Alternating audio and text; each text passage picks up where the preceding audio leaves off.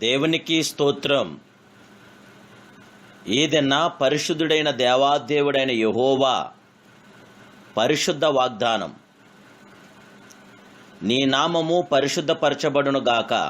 మత్తయి గ్రంథం 6వ అధ్యాయం 10వ వచనం.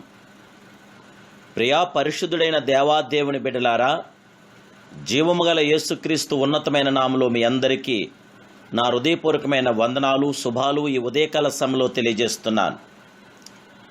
దేవుని నామము పరిశుద్ధపరచబడును గాక, నీ నామము పరిశుద్ధపరచబడును గాక అనే విషయాన్ని గూర్చి మనం ఈ దినమున ఈ వాగ్దానం ద్వారా మనం బలపరచబడదాం. దేవుని బిడ్డలారా, ప్రభువు నేర్పిన ప్రార్థనలో పలు రకాలైన మనుషులు పలు విధాల ప్రార్థనలు ప్రత్యక్షమవుతున్నాయి. దేవుని బిడ్డలారా, నీ నామము పరిశుద్ధపరచబడును గాక, ఇది ఒక పరిశుద్ధిని ప్రార్థన.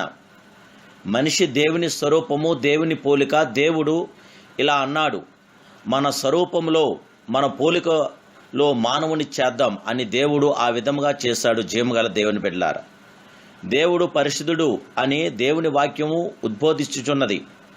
ఆయన స్వరూపంలో ఆయన పోలిక చొప్పున ఆయనచే నిర్మించబడిన మనము కూడా పరిశుద్ధులమే. అయితే ఆదాము పాపం ద్వారా ఆ స్వరూపమును పోలికలను అంతరించిపోయాయి. యేసుక్రీస్తు శిలియాగం ద్వారా మరలా ఆ పోలికలు రూపుదిద్దుకుంది. గనుక యేసునందు విశ్వాసముంచి రక్షించబడిన బిడ్డలు పరిశుద్ధులు. పరిశుద్ధులు అంటే పాపం లేనివారు అని కాదు, పాపం చేయనివారని కాదు. దేవుని బిడ్డలారా, పరిశుద్ధులు అంటే ఆయన రక్తంలో కడగబడిన వారు, పాపములను ఒప్పుకున్నవారు.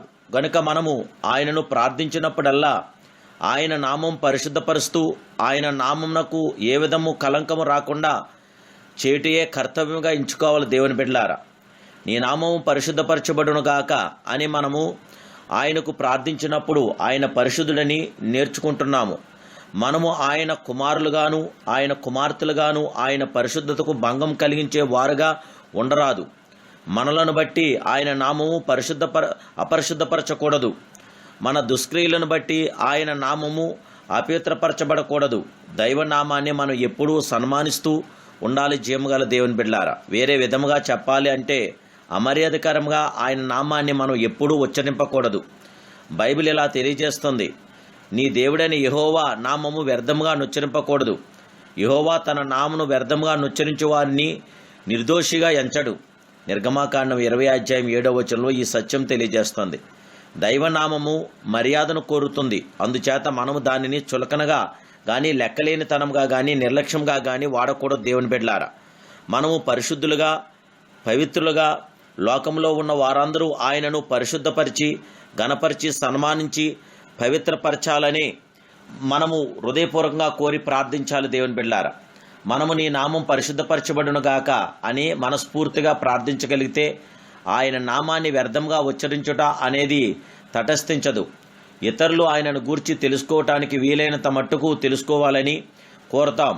వారు కూడా ఆయనను ప్రేమించి ఘనపరిచి ఆరాధిస్తూ ఉంటే మనలో చెప్పలేనంత ఆనందము ఆహ్లాదము పుట్టుకొస్తుంది. జీవగల దేవుని బిడ్డలారా, దేవాదేవుడి యొక్క నామం పరిశుద్ధపరచబడును గాక. దేవుని నామం నిత్యం పరిశుద్ధపరచబడటానికి ప్రభు నామానికి మహిమార్థంగా మనం జీవిద్దాం. పరిశుద్ధాత్మ దేవదేవునికి మహిమార్థంగా మనము ముందుకు సాగుదాం. ప్రభు కృప మీతో నాతో నిల్చుండడానికి ప్రార్థిద్దాం. ప్రార్థనలో ఏకీభవిద్దాం. మహాపరిశుద్ధుడు, మహోన్నతుడు, సర్వోన్నతుడైన మా ప్రియ పరిశుద్ధ తండ్రి, ఈ ఉదయకాల సమయంలో మీరు మమ్మల్ని ప్రేమించి మమ్మల్ని ఇష్టపడి ప్రభా మీరిచ్చిన ఈ వాగ్దాన్ని బట్టి నీ నామం పరిశుద్ధపరచబడును గాక. అయ్యా, మీ యొక్క నామం మా మూలంగా పరిశుద్ధపరచబడటానికి మీ కృప మా మీద కుమ్మరించండి. మీ పరిశుద్ధాత్మ కార్యం మా పట్ల జరిగించి నాయనా మేము ఎటువంటి శోధనలోని కీళ్ళలోని పడకుండా మీ పిల్లలుగా మమ్మల్ని బలపరచండి. నాయనా, మీ బిడ్డలుగా మమ్మల్ని తీర్చిదిద్దండి. మీతో మమ్మల్ని ఫలింపచేసి మమ్మల్ని అందరినీ ఆశీర్వదించి దీవించి బలపరిచి మాకందరికీ జయ విజయం దయచేయమని యేసయ్య పరిశుద్ధ నామములో ఈ ఉన్నతమైన ప్రార్థన మీరు అంగీకరించి మమ్మల్ని అందరినీ ఆశీర్వదించమని ఇచ్చున్నాను పరమ తండ్రి. Amen, amen, amen. May God bless you.